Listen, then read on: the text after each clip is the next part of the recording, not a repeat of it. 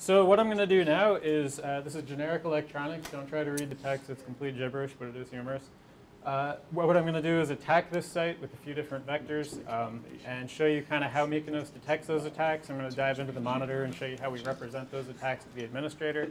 And I'm going to show you what Mykonos does in response. But again, Mykonos was configured to be a bit flashy for this demo. So the things that it's going to do to me as I'm attacking this site are not things that it would normally do to an attacker. It might do them, but not in response to the things I'm about to do. And you'll see why in a moment. He's doing a generic hack, and it's basically launching thermonuclear war. Yeah, right. Bringing gun to a stun. So first thing, as I mentioned, we've got the attack life cycle. So when somebody's trying to attack your website, the first thing they want to do is navigate around, understand where your pages are, what kind of template system you use, if you're using any third-party software, where your inputs are, things like that. And that's, again, you can just do that by navigating around, maybe have a debug proxy running and just recording all the traffic that you're passing through it. The goal here is not to get detected. So again, you do not, under any circumstances, want to launch an attack vector at this stage because you'll tip them off way before you're ready to actually start attacking. And if they have anything in play that'll actually stop you, it'll be more effective because it has early warning.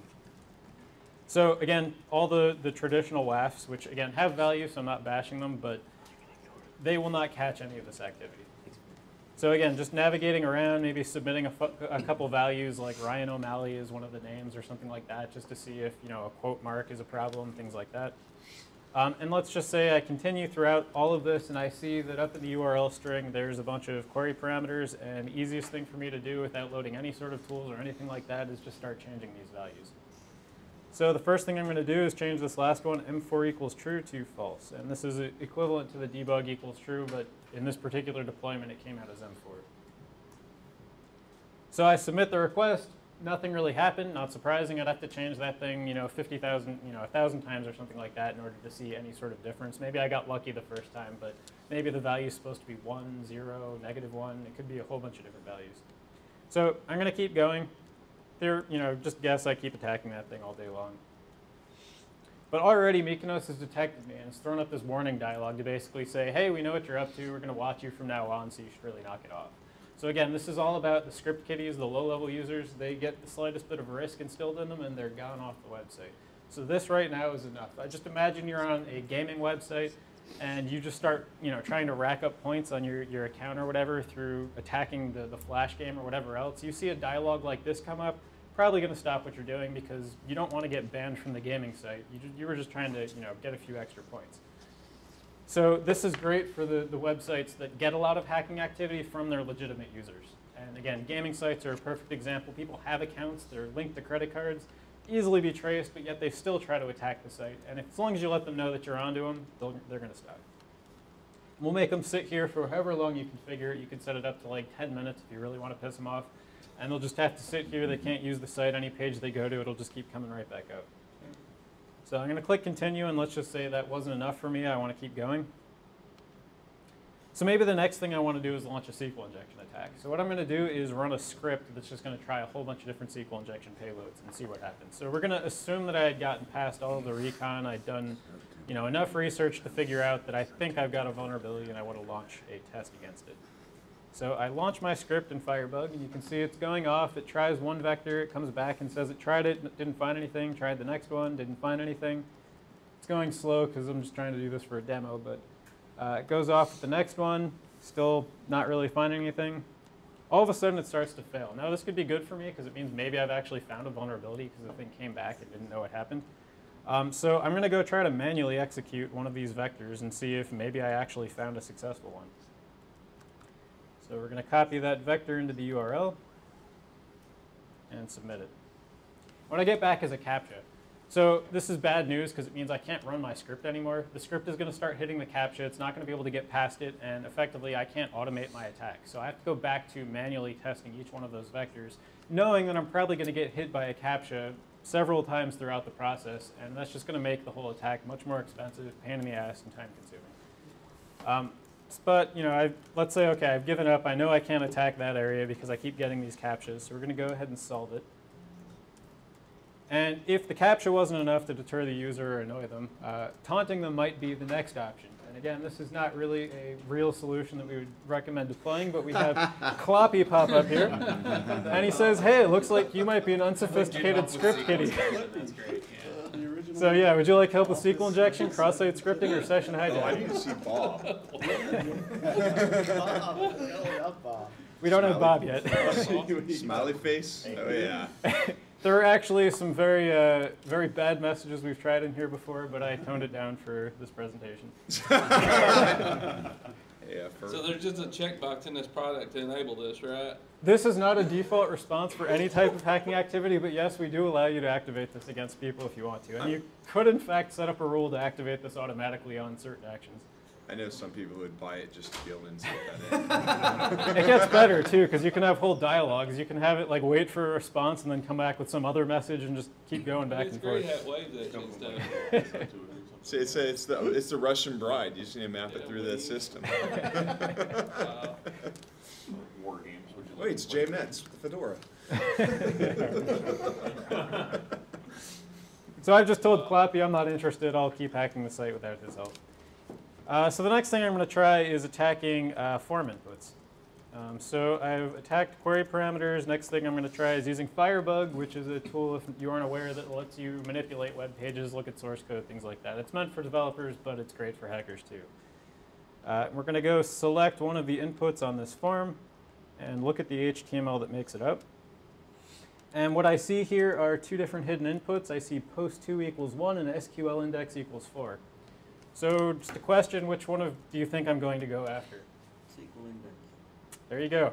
SQL index, because somebody was dumb enough to put the term SQL in the input name, and that just looks awesome. So we're going to go ahead and try to submit a value. Again, I don't want to really tip them off yet, so I'm just submitting a bunch of characters, and if it is actually expecting a number, I'll get some sort of error message back. So we're going to go ahead and submit that. Click continue. And I didn't get any sort of information back. Again, I might have to try all kinds of different values, maybe symbols, maybe a negative number, whatever the case may be, but we have to keep going. So I'm going to keep navigating around the site. But what you'll notice is now the site is taking dramatically longer to load. So this is the slow connection coming back into play.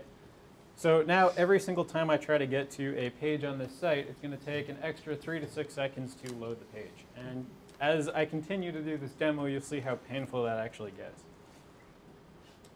So again, the reason we do that is so that we have more time to track the attacker, figure out what they're trying to do, and also to frustrate the attacker and make it take more time and resources to actually launch the attack. So the next one I'm going to do is the htaccess example I gave you before. So we're going to go to .htaccess, and again, this is just a file people know exists, and they're just going to go ahead and request it. And again, if Mykonos sees one that you're actually exposing, we're going to go ahead and block it, but then we're going to push back the fake one. And again, you'll see already this is a huge pain in the ass if it's going this slow. I would disable it, but it's going to come right back in a few minutes anyway. So what this one is telling me is that there's a resource called backup.sql that's being protected, and it's called database backup. So again, awesome. That means if I can get to database backup, I can potentially get the database schema, all kinds of great information. So we want to definitely go and see if we can get to that. So I'm going to go ahead and try to get to backup.sql. And what I'm expecting is to be prompted for username and password. And you'll see in just a moment when the slow connection finishes that it does in fact ask me for a username and password. So it's looking legitimate, but I don't have a username and password. Again, this might be where I have to stop because maybe I don't know how to go any further. So if I stop here, we've told Mykonos something. We've told them that I don't know how to crack encryption. I don't know how to find the related configuration files, things like that. But I do, so we're going to go back to htaccess. Actually, I'm going to skip that because it's so slow. And we're just going to go straight for htpassword, which was also referenced from htaccess and is known by most people to be here. So we're going to try to get to that as well. And again, if there is an actual htpassword file that your site is exposing, we're going to go ahead and block that. And we'll push down a fake version of that file as well, anywhere up to 6 seconds from now. This is There it one goes. case where the slow demo actually is a positive. There you go. It is intentional. So what this comes back with is a list of usernames and passwords, as you would expect from an htpassword file, but the passwords are all encrypted. But this encryption is very weak. It's easy to brute force. But for somebody who doesn't know that, again, they might have to stop here. They do have a list of usernames. Maybe they try the same password, brute force it, whatever else. And we'll detect that and kind of make assessments based on that type of behavior. But let's say I do know how to run a tool like John the Ripper. Throw my password in there, and a little while later it pops out and tells me the password is actually Trapper. Sorry, for Barton. So now I know the username is Barton, the password is Trapper, so I'm going to go ahead and try to log into backup.sql. And keep in mind, the whole time I'm doing this, I believe that I'm actually onto something. I think I'm going to get to a database backup file. Wait for it. Wait for it. He's going to get to the file sometime next Wednesday. Exactly. You can imagine how disheartening I'll Does it feel get once it's not an progressively actual... slower? Huh? Does it get progressively slower? It does based on other types of behaviors. This one won't particularly make you slower. And you can configure how slow you want it to actually be. So we've got our username, it's Barton, password is Trapper. So I go ahead and I submit that. Again, still have to wait for the response to come back. And I get a 404 error. And that sucks, because I just spent all this time trying to get to a backup of the database, and I got a 404 error. So what that tells me is somebody did put one up there at some point, they password protected it, and at some point they deleted the file but never cleaned up the configuration. So it looks legitimate to me. I'm not really onto the fact that this was all fake, but I didn't accomplish anything either, and I've just taught Mykonos a whole bunch about me. And at this stage, Mykonos has determined to just block the user. So I'm going to go ahead and go back to the original site. So you're saying you've taught Mykonos about you. You spin up another VM, another IP, VPN, start again with the knowledge you have already. Continue on. And they've got to, that means Mykonos has to learn about you again, correct? So the, like I said, these responses that I'm activating now would not be what we would normally activate. So from the attacker standpoint, they wouldn't have figured out that we had done this yet. Okay, but so you're forcing those one time. So that's how it works. Is like you're doing what you're doing now, minus these very obvious warnings. Right. And then, so would, now that this product's known to be out in the open, or soon to be out in the open, seeing a DEFCON sticker on this thing too, would you change your mindset if you were to put on the black hat and attack something, knowing that this sort of product's now out there getting this sort of forensic data? Will it change the mindset of the attacker? So in most cases, I would say, yeah, it'll change the mindset as far as now they know that there's this weird thing in front of it that's making their job, a lot harder. From my standpoint, I would go somewhere else, because there's no point in attacking this company if I can get the same value elsewhere, and they don't have something like this in front of their website. Totally depend on their motive, though. I suppose. Right. Yeah. And then you've got the guy who just wants to attack you. He doesn't really care. And in which case, he can try doing all these different things, and he might think he's gotten out of our tracking, and maybe he has, but he has no real way of confirming it or not. And we might not launch the same vectors. We might, if we blocked him on this one client, we might not block him on the next It's one. like the ultimate game of patience. Right. So yeah, I mean, again, the goal is make it instill risk and make your site too expensive to attack compared to someone else who is easier to attack. That's cool. Yeah, thank you.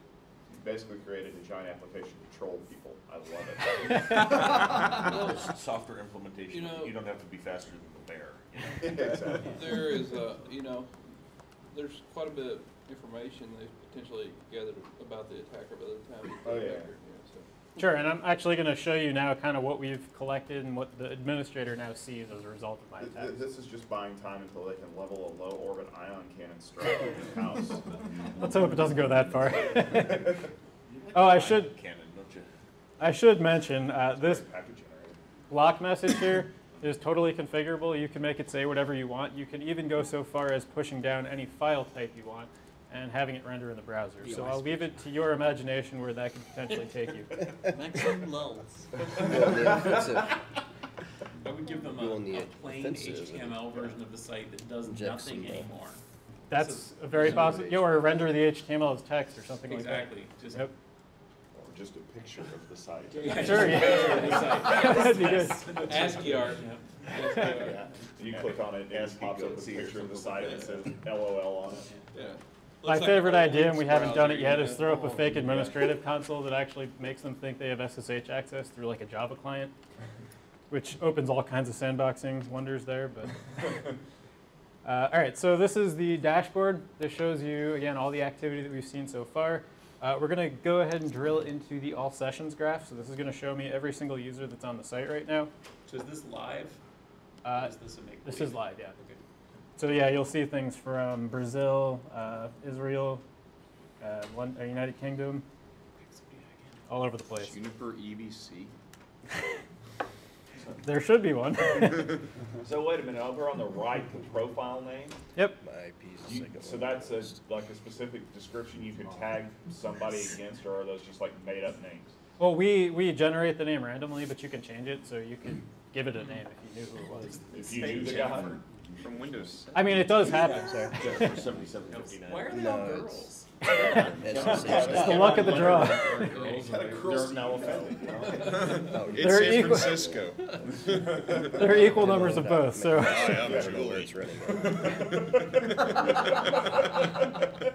On more than one occasion, it's guessed my name correctly. So. So I just clicked on, who am I today? I'm Kevin 2056. So it's showing me all the activity for my session, which is not to be confused with the profile. So the session is just the period of time that I allowed the cookie to survive for. So if I clear my cookies, I'll get a new session, but I'm still under the same profile.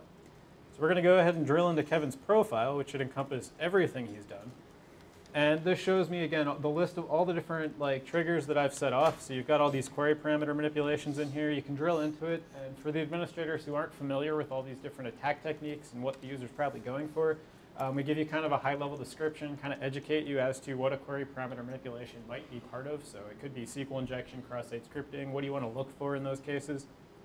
We'll show you the details. So in this particular case, we're calling out the key pieces of information that are interesting. So the parameter was M4. We expected a value of true, and we got 7 is not equal to 4. And we'll show you the full request and the response as well. So if you want to look at the headers that they sent, or you want to analyze other parts of the request, you can do that as well. You might even be able to gain additional insight into who the person is from looking at the types of headers they're sending.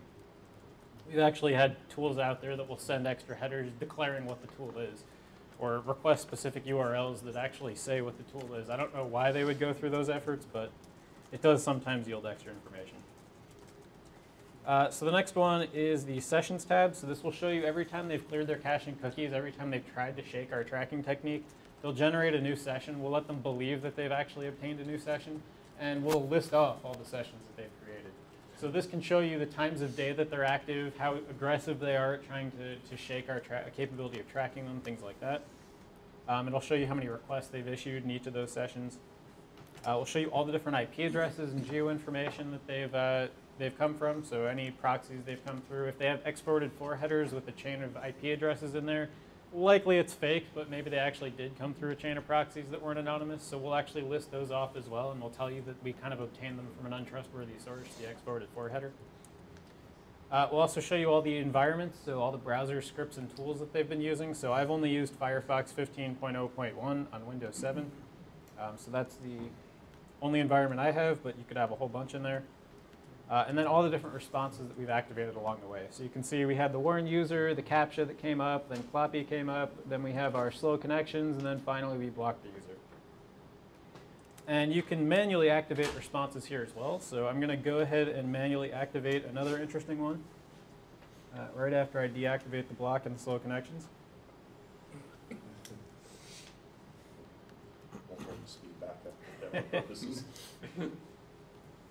So we're going to activate the Google Map response, which is even funnier than it sounds, so hold on. Wait, I don't have my tinfoil hat. He does have Tech Field Day up in his site. I told you. Please, no. All right, so the site is loading, and bam, we've got our Google map that says, hey, it looks like you might need a criminal attorney. And we've got 4 criminal attorneys in Sunnyvale, California to choose from. And Altor. I don't really know why they ended up in there. So this is, again, another funny one that you could launch. We don't necessarily recommend launching this to everybody, and it is not a default response for any activity, but you can configure it to be, and manually activate it against your friends or whatnot. Troll. That's awesome. That's awesome. And yeah, both the Cloppy and the Google Maps were developed for the RSA conference. We like to have a new funny one, so hopefully next year there'll be yet another one. So that's pretty much what I have for you. Does anybody have any follow-up questions? I give you props on a demo that worked. Always. Thank you. The power of software. See if there's a profile for Tom. For Tom. We can do that. Very good chance there is. This thing is cool, but I think if I had it, I'd just spend the whole day just like messing with these guys and watching them. Oh, here's that Brazilian guy once again. No, Tom. Let me do something annoying. Jeremy 254, here he is. The Twitterverse, by the way, wishes to know if you've defiled your Mac with Windows or if you're boot camping or what. I have boot camp, yes. Oh, Thank God. thank God. About to add you to the Jeremiah Dooley bucket. There are far less integration problems with Windows when, trying to do these things, but. Yeah. This Windows application? Huh? Is this Windows application? This is a browser application, so you can access it from any platform. No, I mean when it's running on your server. Oh, no, it's The actual Linux. application itself. It's what? It's Linux. Okay. It's effectively a black box. We don't really give you too many privileges, so you install it. It's a whole operating system, but not Windows. Do you have performance numbers posted? I can give you the rough performance numbers. I believe they are posted somewhere, but I'd have to track it down. Effectively, I think with 4 cores and 6 gigs of memory dedicated to the machine, we can do about 1 gig a second of throughput and 14 milliseconds of latency at the saturation point. Theoretically, you could get that above 1 gig a second if you had a larger interface, but